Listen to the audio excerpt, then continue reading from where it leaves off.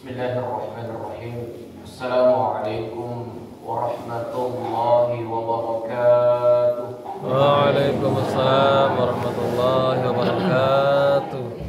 Alhamdulillah, alhamdulillahilladzi wakafa. Asyhadu an la ilaha illallah, asyhadu anna Muhammadan abduhu wa rasuluhu la nabiyya ba'da. Allahumma shalli ala sayyidina Muhammad wa ala ali sayyidina Muhammad. Walhamdulillahi rabbil alamin. Ma'asyiral muslimin, sidang jamaah, ibu-ibu serta bapak-bapak yang dimuliakan oleh Allah Subhanahu wa taala. Alhamdulillah, beberapa hari yang lalu saya dihubungi sama Ustaz Heri selaku pengurus pondok. Katanya besok saya mau keluar untuk adakan pengajian rutin. Padahal itu malam dia baru hubungi saya. Saya katakan, wah mendadak sekali Ustaz ini. Tadi ya memang ada urusan yang lebih penting, mau ikut atau tidak. Saya katakan insya Allah kalau memang saya diamanahkan untuk pengajian rutin, insya Allah saya siap. Kebetulan juga kuliah juga tidak mengganggu, makanya saya pergi ke sini. Saya juga kaget awalnya Pak. Kenapa Ustaz Heri tidak tanya saya? Katanya kampungnya itu dingin. Aduh, nanti di Makassar saya bicara-bicara. Ustaz, di mana kampung kita itu di Goa? Wah, katanya dataran tinggi. Oh, berarti dingin? Iya dingin. Apalagi saya pakai baju tipis tapi tidak masalah. Hadirin yang dimuliakan oleh Allah Subhanahu wa taala. Kemudian yang insya Allah saya akan menjadikan sebuah tema, yaitu adalah doa tafaul. Ini penting. Saya sering sampaikan ke masyarakat Kabupaten Sopeng itu persoalan doa tafaul, karena kenapa banyak sekarang itu aliran-aliran yang menyalahkan mengenai doa. Makanya saya dulu ingin struktur dulu. Yang dimaksud dengan doa itu adalah meminta. Dan memintanya itu kata Allah itu ud'uuni astajib lakum, berdoalah kepada kata Allah maka saya kabulkan. Berarti kalau kita ingin balik dengan pernyataan ayat ini, seakan-akan ada doa yang tidak meminta kepada Allah. Karena kata Allah, minta doa kepada saya, berarti ada orang yang minta doa bukan karena Allah. Ada. Itu doa kepada pohon, doa kepada jin, itu sebenarnya banyak yang masalah. Salah satu yang sering terjadi yang ada di tradisi itu, khususnya orang Bugis, itu ada yang disebut dengan kapue. Saya tidak tahu apa bahasanya di sini. Kapue itu kembaran buaya. Itu saya sering bahas. Kembaran yang sering orang berdua lakukan, katanya ini adalah kembaran anakku. Sebenarnya begini sejarahnya. Dalam kitabnya Syekh Abdul Qadir Jilani itu jelaskan persoalan kapue, persoalan kembaran-kembaran itu. Ada yang kembaran buaya, ada kembaran pararang itu, ada yang kembaran komodo itu, ada yang kembaran ular. Katanya, pada waktu saya melahirkan, saya itu pernah bermimpi, itu sejarahnya begitu. Ada orang yang cerita kepada ulama, saya pernah bermimpi itu didatangkan 3 kali sehari.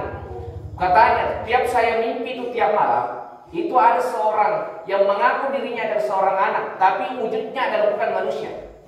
Jadi wujudnya itu adalah buaya, tapi buaya itu berbicara bahwa akuilah saya sebenarnya anakmu yang sebenarnya saya engkau kandung dalam 9 bulan 10 hari. Anak yang lahir itu adalah yang meninggal, itu adalah kembaran saya. Sebenarnya tidak. Jin itu dapat, itu bisa manipulasi manusia. Karena kenapa? Ternyata dalam kajiannya ulama, ada yang disebut dengan orang yang berjima dengan jin. Ada orang yang berhubungan dengan jin. Orang yang berhubungan dengan jin itu gampang ciri-cirinya Pak. Ibu-ibu yang sering mandi dengan tanpa busana di kamar mandi itu lebih bahaya. Itu lebih dominan, itu berhubungan intim dengan jin. Ada yang sering begitu Bu. Itu bahaya. Kedua, ketika perempuan yang mandi di air sungai itu menghadap berlawanan arus dengan aliran sungai, itu dominannya di situ jin juga berdampak untuk berhubungan intim. Karena air mengalirnya jin itu akan masuk ke situ. Itu bahaya. Jadi yang menyebabkan sebenarnya lahir secara biologis bukan karena suaminya yang melahirkan, bukan karena suaminya yang bikin mengandung istrinya, tapi karena ada bantuan jin di situ. Itu faktor yang kedua. Faktor yang ketiga, orang yang bisa mengandung anak jin ketika dia berhubungan tanpa diawali dengan doa. Nah, inilah pentingnya doa. Kadang orang kalau diajarkan doa sebelum berhubungan itu dia tidak lupa. Bahkan kebanyakan yang lupa. Karena kenapa? Karena semakin mau itu. Ini kan bahaya sampai basmalah itu yang dilupa. Makanya doa apapun yang kita ingin lakukan itu letaknya di awal. Apapun yang ingin kita kerjakan itu doa letaknya di awal, bukan di akhir. Kadang orang itu berdoa ketika di akhir sudah bekerja baru berdoa, itu sebenarnya keliru. Yang benar itu adalah berdoa dulu baru bekerja. Karena kenapa? Doa setelah bekerja itu bukan doa namanya, itu tawakal namanya, berserah diri kepada Allah. Itu kan beda. Istilahnya maunya Allah mau, yang jelas saya sudah bekerja, saya sudah berikhtiar, saya sudah berusaha, sisa Allah mau yang kabulkan itu doa. Yang jelas kita sudah berdoa sebelumnya. Makanya Gus Dur itu pernah ditanya salah seorang mahasiswa, katanya begini, Gus, apa sebenarnya hukumnya merokok, Gus?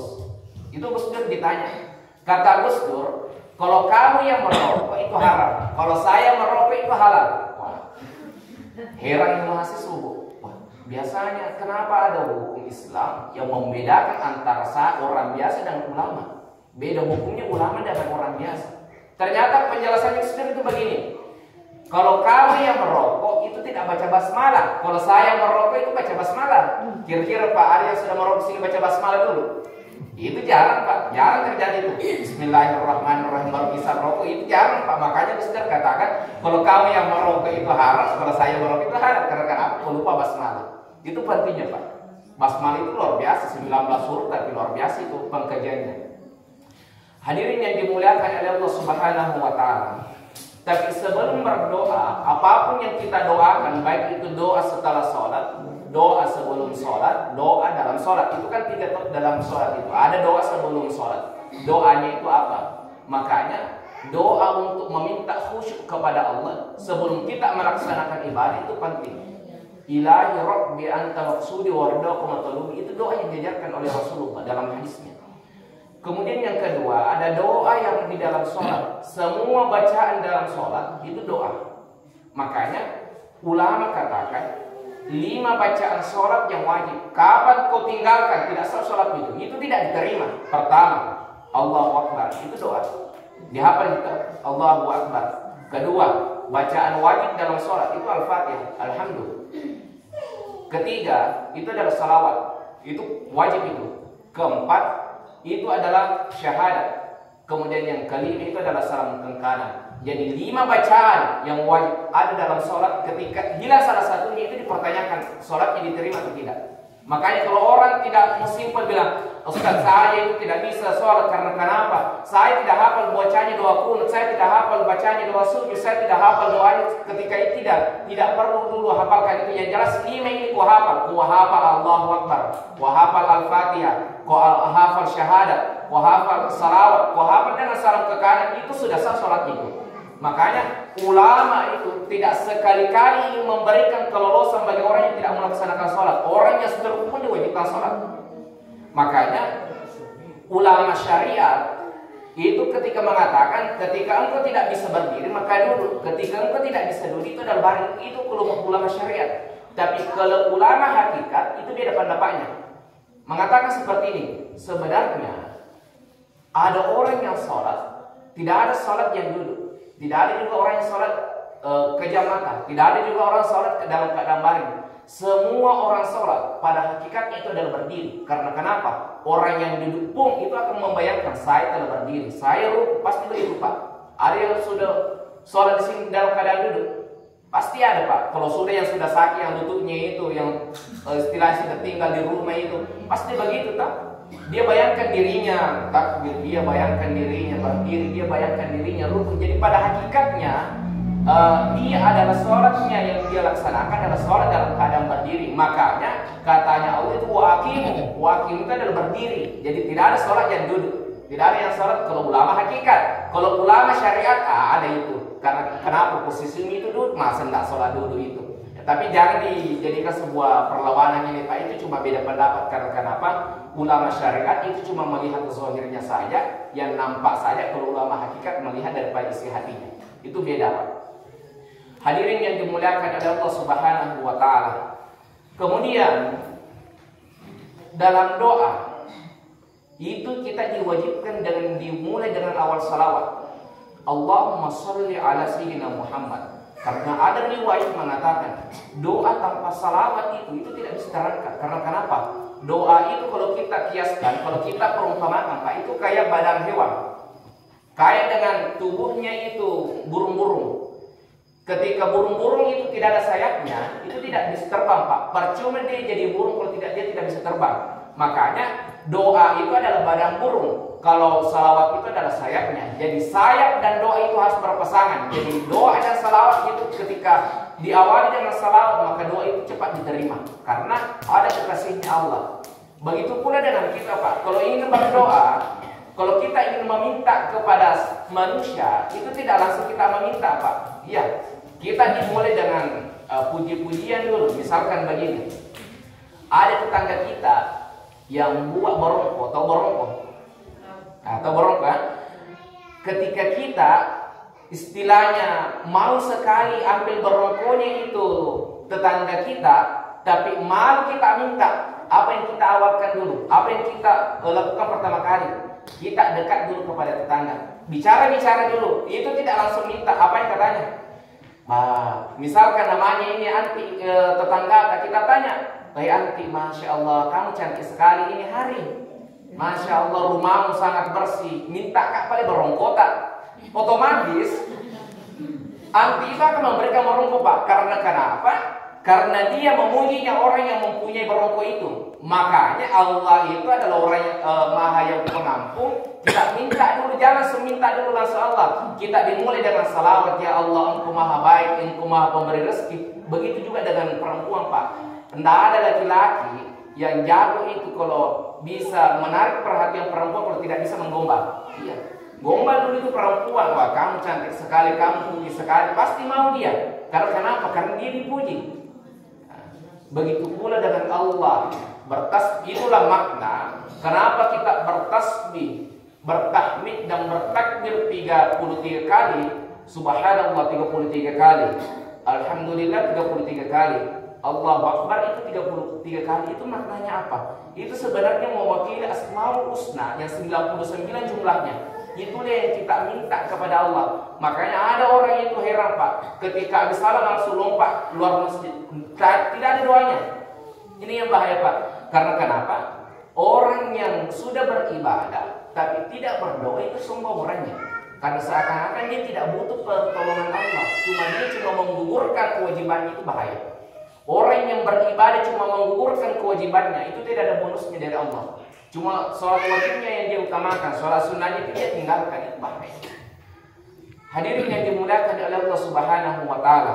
Makanya dalam kajian Bapak Prof. Nasaruddin Umar itu Ketua Umum Pondok Pesantren As'adiyah Sengkang atau Imam Besar Masjid Istiqlal, itu dalam kajian seperti ini. Dalam salawat itu ada nama lainnya Rasulullah. Pertama, salatullah salamullah ala Yasin Habibillah. Yasin itu adalah nama rahasianya Rasulullah. Kedua, salatullah salamullah ala Toha Rasulillah. Toha itu adalah nama rahasianya Rasulullah. Yasin dan Toha itu adalah namanya Rasulnya Rasulullah. Siapa yang membaca Quran surat dan Yasin, maka kelak dia akan mendapatkan syafaat Rasulullah. Karena itu nama rahasianya Nabi. Nabi itu banyak, lebih 10 nama lainnya itu Nabi. Tapi dikatakan dalam kitab Al-Barazanji itu Tola Al-Badru. Badru itu adalah, kalau bahasa Arabnya itu berarti adalah bulan purnama. Siapa yang dimaksud dalam purnama? Itu adalah Rasulullah. Jadi Rasulullah juga mempunyai nama lain disebut dengan Al-Badru, yang berarti adalah Nabi adalah bulan purnama. Bukan makhluknya, tapi sebutannya. Karena kenapa? Dia memancarkan cahaya-cahaya keislaman. Itu Rasulullah. Hadirin yang dimuliakan oleh Allah Subhanahu wa Ta'ala. Persoalan doa tafa'ul inilah sehingga banyak orang yang telah tadi berhubungan dengan jin, sehingga hasilnya adalah anak jin, dan meyakini bahwasanya yang datang ketiga kalinya dalam mimpi saya itu adalah benar-benar anak saya. Sehingga jin itu pintar, Pak, menipu. Karena kenapa? Dia katakan seperti ini. Kalau dalam mimpinya orang yang sering menurut pernyataan-pernyataan orang yang mempunyai kabui atau kembaran buaya, itu sering mengatakan seperti ini. Saya itu bermimpi Ustaz seperti ini. Saya itu telah berjanji dalam mimpi saya bahwasanya kita ketemu di bawah jembatan yang ada sungai di situ. Saya pada datang jam 3 sore saya ada di situ. Sehingga dia datang ke sungai di bawah kolong jembatan, dia temui dengan buaya itu. Dia yang bawa runut, kemudian dia buat sebuah benda.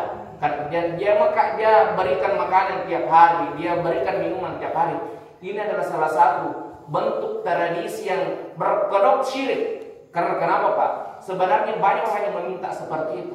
Saya tidak sanggup Pak kalau mau bicara persoalan syirik itu. Karena kenapa? Jangan sampai kita beribadah 40 tahun, 50 tahun, itu tidak diterima oleh Allah.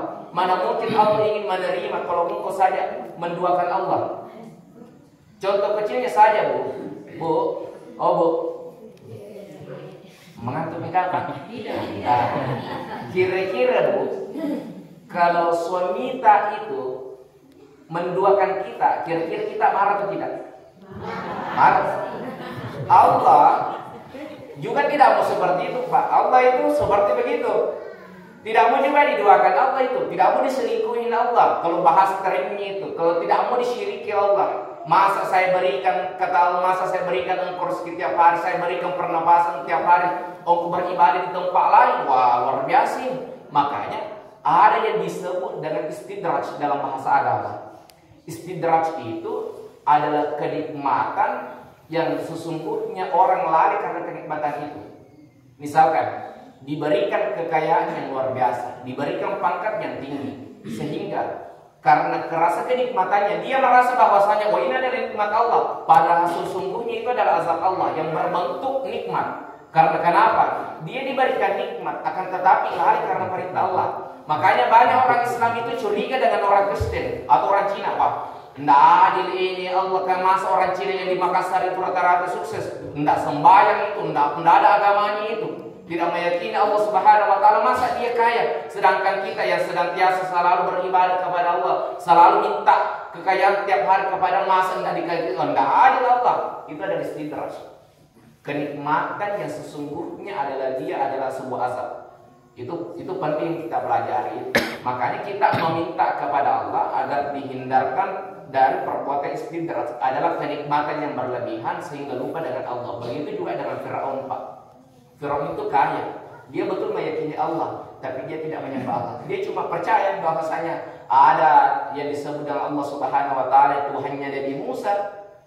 Firaun itu, makanya Firaun itu ketika mau tenggelam baru meminta doa kepada Allah, sehingga malaikat Jibril itu bawa tangan tutup mulutnya itu Firaun supaya tidak sebutkan bahwasanya saya meyakini beriman kepada Tuhannya Musa. Itu kan dalam Al-Quran seperti itu.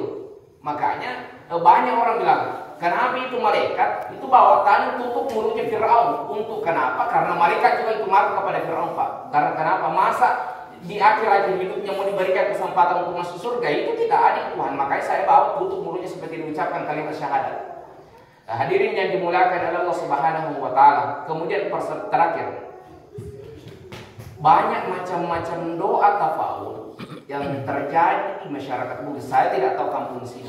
Pertama, Imam Nawawi rahimahullah itu dalam kitabnya, ketika engkau mempunyai anak, kemudian engkau ingin mengakikahnya, maka usahakan jangan menerima sumbangan dari para tetangga atau para undangan. Jangan Pak. Ada anak-anak yang kita mau akikah, apa bahasa daerah sini akikah? Akikah juga? Akikah sama. Ya, akikah. Yang 7 hari itu toh, yang dibarasanjikan, dipotong rambutnya itu anak-anak. Imam Nawawi mengatakan jangan menerima sumbangan. Karena kenapa? Anak-anak yang diakikah kemudian untuk menerima sumbangan dari para undangan, maka anak itu susah sukses. Karena kenapa? Selalu berharap kepada orang lain. Itu doa tafaul yang pertama.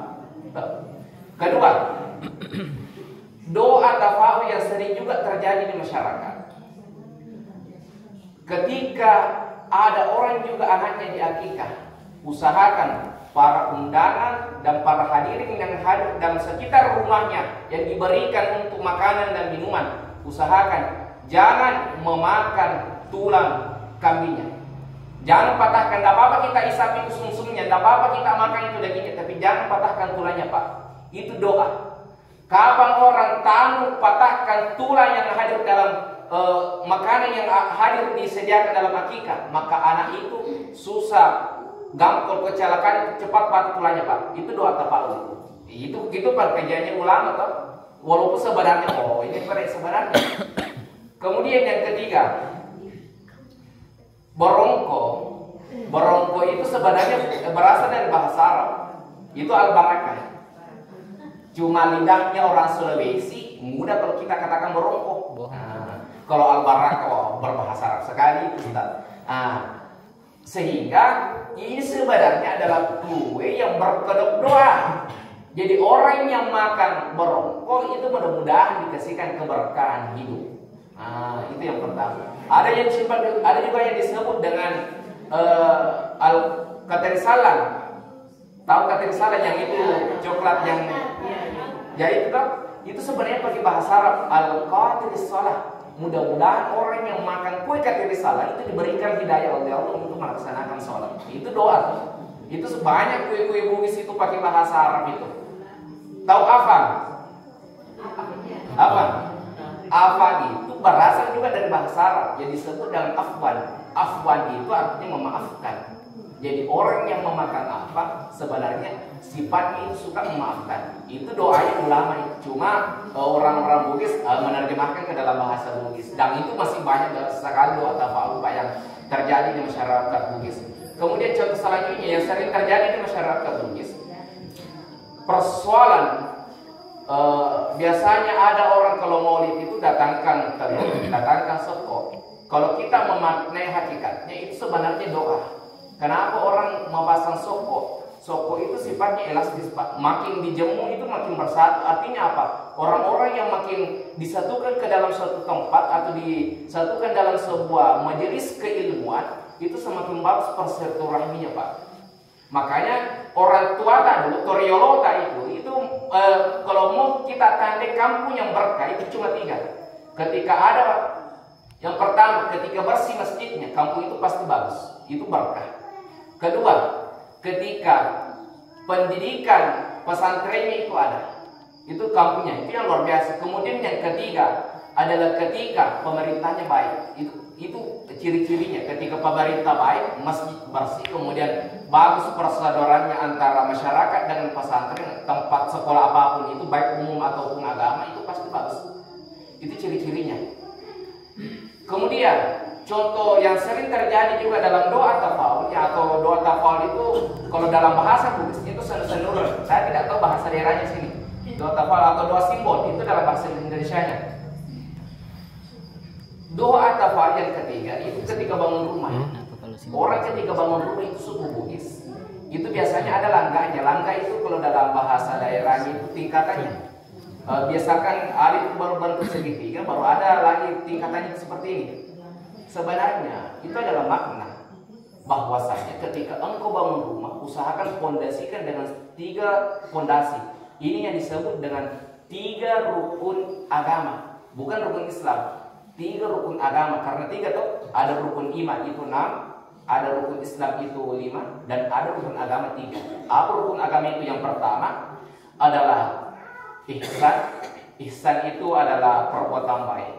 Kemudian yang kedua adalah iman atau keyakinan, dan gurunya persoalan keimanan itu yang disebut dengan murabbi.